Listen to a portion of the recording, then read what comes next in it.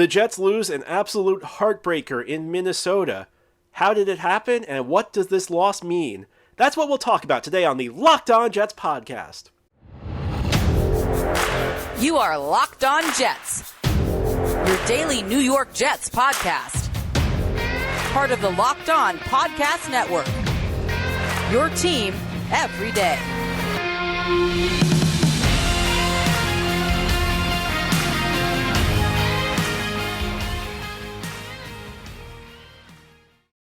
Welcome, this is the Locked On Jets podcast, part of the Locked On Podcast Network, your team every day. It's Monday, December 5th, 2022, and I'm your host, John B. from GangGreenNation.com, thanking you for making the show your first listen or first watch every day. This podcast is free and available on all platforms, including YouTube. If you like what you see or hear, hit the subscribe button where you're watching or listening so that you'll never miss an episode.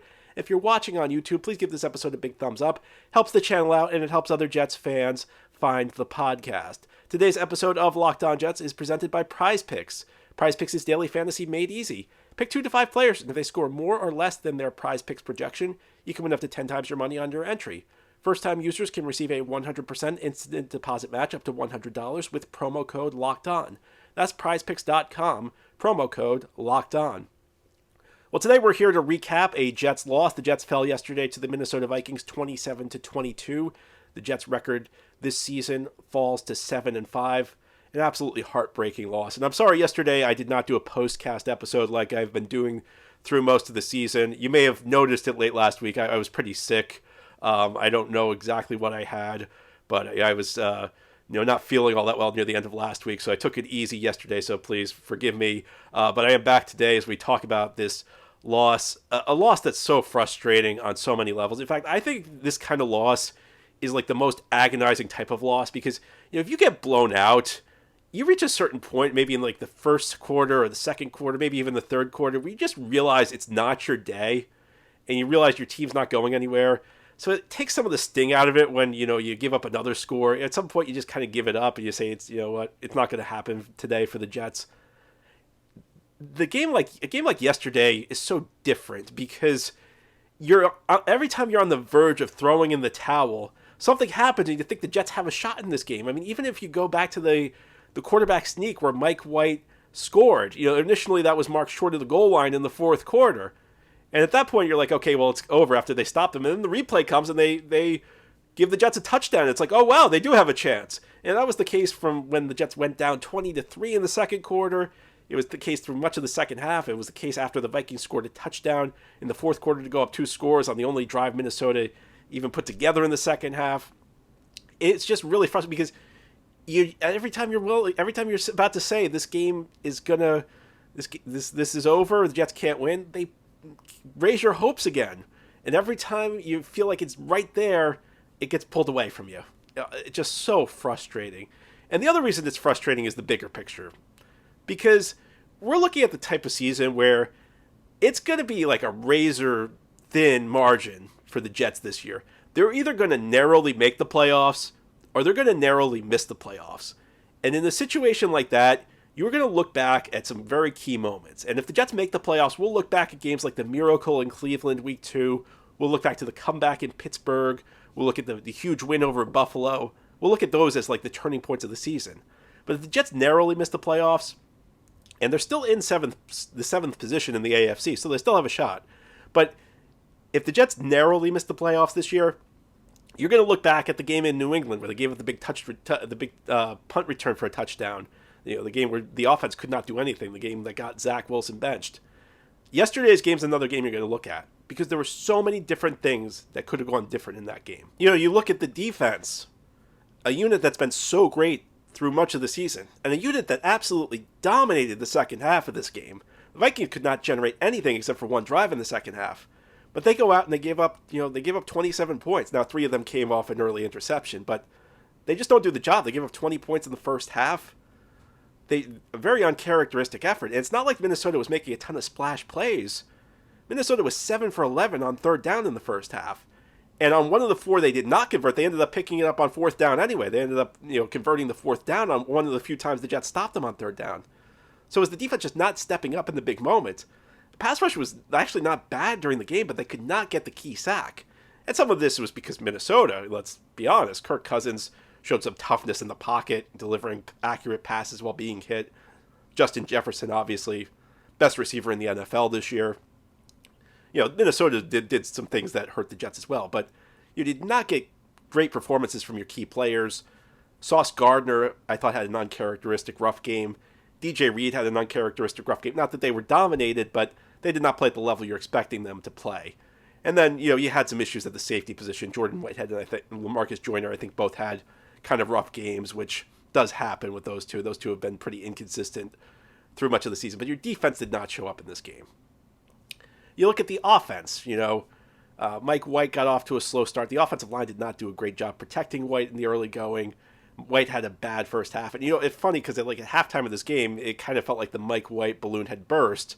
And then he came back and led the team in the second half. But there were so many key moments where the offense did not deliver. I mean, how many trips to the red zone did the Jets have? 6, I believe. And then came away with 1 touchdown. They kept settling for field goals. And in a game like that, the focus always goes to the offensive coordinator, Mike LaFleur. And it's not totally unfair. I feel like what happens, though, is people think it's 60% Mike LaFleur. The offensive coordinator always gets too much blame. But Mike LaFleur has to take some of the blame for this, because how many times in the red zone was he calling some long developing play that was going east and west, and in the condensed part of the field that just doesn't work? Or even in the final sequence where he goes empty, 3 plays from the 1 yard line, 1 run with Bam Knight, who had a really good game, going empty on the final play. And then you have individual failures. Corey Davis, first series of the game, ball hits him in the hands and it pops up and goes for an interception. A ball that was not that accurately thrown by Mike White, but still a catchable ball for Corey Davis. Elijah Moore not getting his second foot down on a key sequence. How many drops did Tyler Conklin have in this game? And Conklin is Conklin. I mean, at this point, you kind of know what you're getting for Conklin. I don't know why Uzama's not playing more than Conklin should be on the bench more. He's been a disaster this year for the most part. He's had a couple decent games, but Conklin's at the part of one catastrophe a game at least. In this game, it was 4. There was a 3rd down play he didn't catch, a 4th down play he didn't catch, a ball in the red zone that could have put the Jets in scoring range he didn't catch. At some point, something's had to happen with Tyler Conklin. And even Braxton Berrios, who failed to come up with a key 4th down play that would have won the Jets the game in the final 2 minutes. He had a drop on 4th down. He's not really having that great of a season.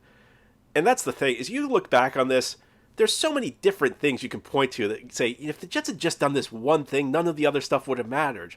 And that's one of the things that makes it difficult to assign blame here, because there's no one reason the Jets lost this game. You can point to Mike White's first half. You can point to the defense's first half. How about that drive the defense gave up? The one drive the defense gave up in the second half. Defense that was dominant aside from one drive, but on that one drive, the Vikings marched right down the field. Jets had bust after bust in coverage. They could not fill their run gaps. And some of the people who are to blame did have good moments. Mike White had a pretty solid second half. I'd say he had it better than a solid second half. The defense, again, dominated in the second half. So it's not like, the Jets went out there and played terrible, terrible football for 60 minutes. They just played terrible, terrible football enough of the time to lose. And when you look back on this season, a few months down the line, a few years down the line, I hope that this is not the kind of game you look back on with regret, because this is very much the type of game you look back on and when you miss the playoffs by a game or two, and you say, man, how did the Jets lose this game? And really, there's only one guy who I think you can say leaves this game feeling absolutely great about the way he played, and that was Greg Zuerlein, who made 5 field goals, including a 60-yarder. I mean, he was the one guy who really came to play for 60 minutes. Outside of that, the Jets' effort just was not good enough. The Jets' effort was good in some areas, but it wasn't good enough overall.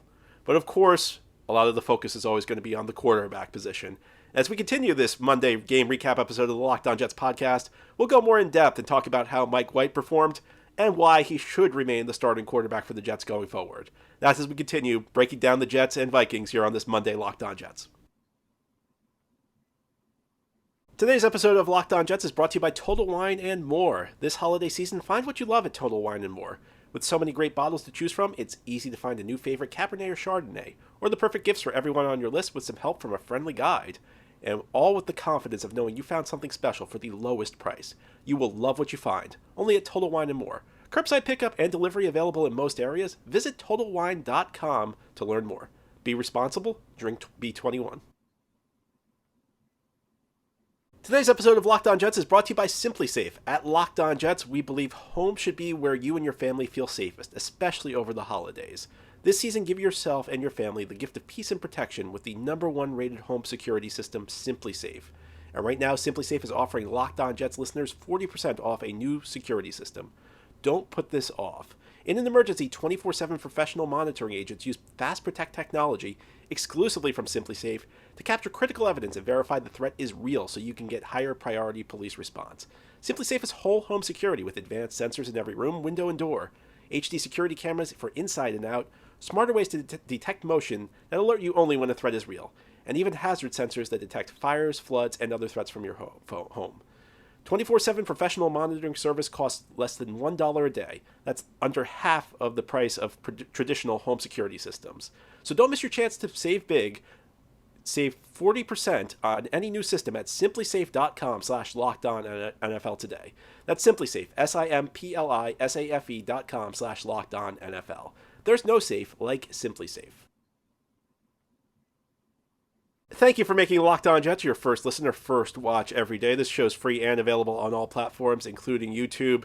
Jets lost to the Vikings 27-22 yesterday in Minnesota. A tough loss. And of course, most of the focus always goes to the quarterback position, where it's everybody always wants to say the quarterback was great or the quarterback was terrible. In this game, Mike White really was neither. I don't think you could say he was great by any stretch of the imagination. I mentioned it in the first segment. His first half was not very good. Now, there were a lot of balls that could have been caught by receivers, balls that hit the receivers in the hand. But I think one of the most overused pieces of analysis, and incorrect pieces of analysis, frankly, is the idea that if a ball hits the receiver in the hands, it should be a catch. That's not always the case. Sometimes receivers have to make really big adjustments, bigger adjustments that they should have to make, and it makes the catch much tougher than it should be. And Mike White's, especially in the first half, his placement on his passes was not that great. His receivers had to adjust, and some of these were incomplete, and it was part Mike White's fault and part the receiver's fault. I don't think you can blame either side 100%. I think both of them have to take some of the blame, and it prevented the Jets from really doing what they needed to do on offense. And beyond that, the offensive line did not do a great job protecting Mike White in the first half. And we know, Mike White's not a guy who's good, has a ton of playmaking ability, and Mike White's a guy who can get out there and run the offense.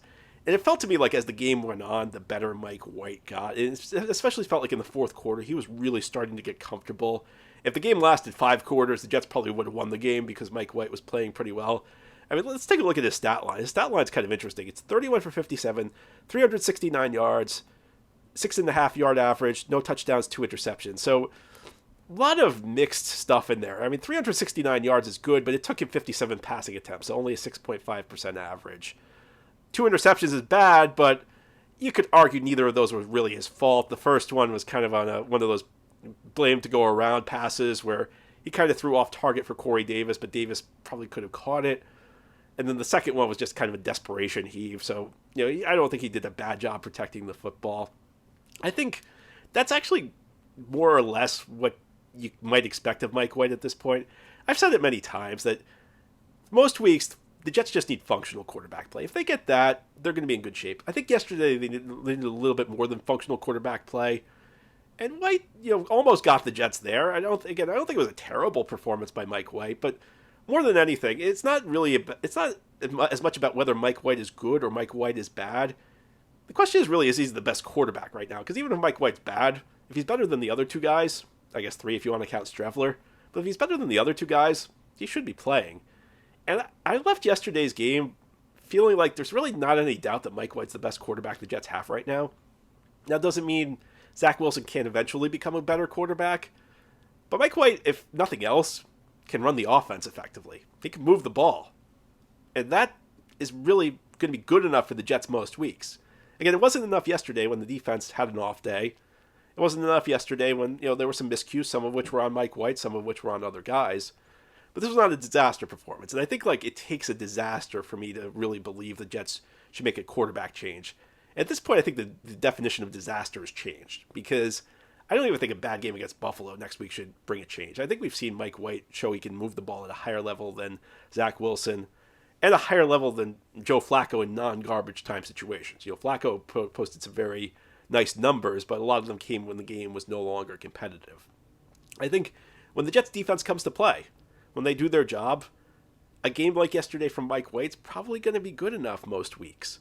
It wasn't yesterday, and it was not, it was not a sterling performance. It was not the type of performance that you say, wow, he played great, the way you may have said after he played against the Chicago Bears. And there were plenty of errant throws. There were plenty of moments where Mike White wasn't great. But over the course of the offseason, the Jets can make a decision on whether Mike White's their guy at quarterback, even for the short term. For me, it's almost to the point where there needs to be some sort of just like terrible streak of like 2 to 3 games before I'd even think about benching Mike White, because we still saw this offense play at a higher level than we've seen in a lot of weeks with Zach Wilson and Joe Flacco. So, and he got some help. Bam Knight really starting to look like a player. Bam Knight is playing so well that it's almost like, why was this guy not in the lineup sooner, especially after Breece Hall went down? So he got some help. Garrett Wilson looks like a star as well. Garrett Wilson, another huge game. Garrett Wilson's now on an 1,100-yard pace. I know he stepped out. I know there were a couple plays where, there was a play on the goal line where he kind of lost one-on-one, stopped running his route.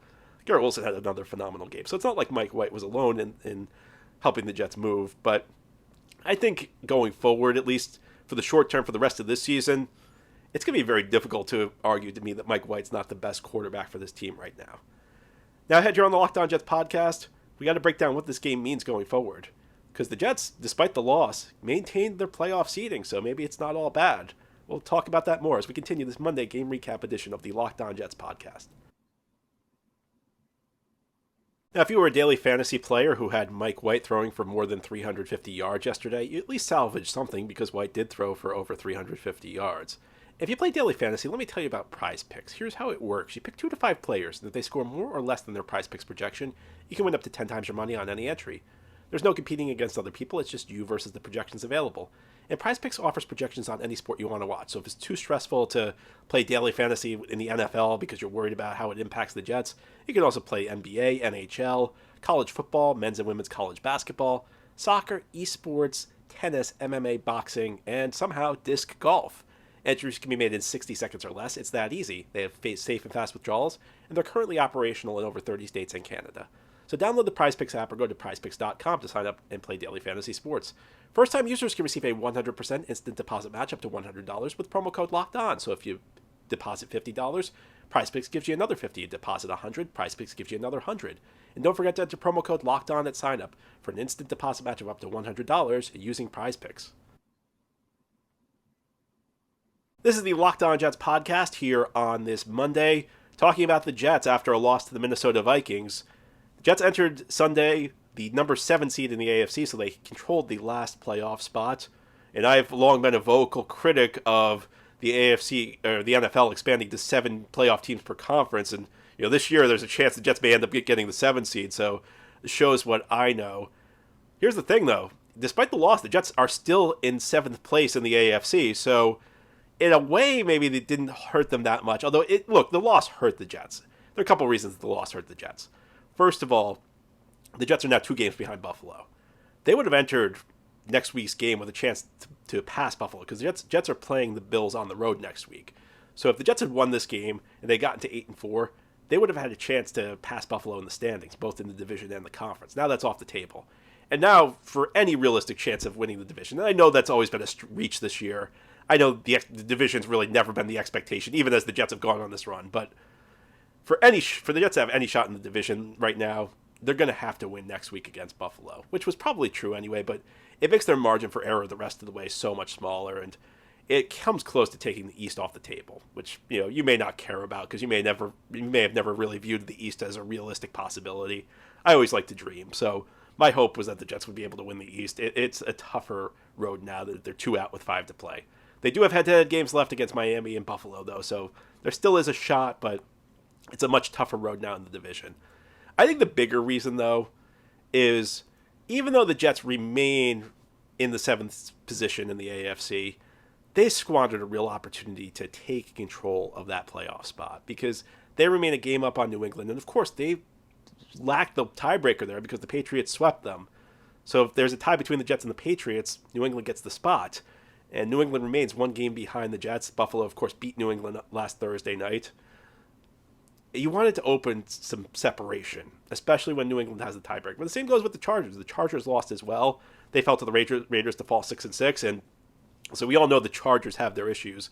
It doesn't matter who the coach is. It doesn't matter who the quarterback is. I can't explain it. The Chargers have their issues coming up short. The Chargers have been chronic underachievers for decades now. They never play up to their talent level. I can't explain it. But I don't know if you want to depend on that continuing. Because, again, there's no real correlation. There's no real good explanation for why the Chargers continue to fall short.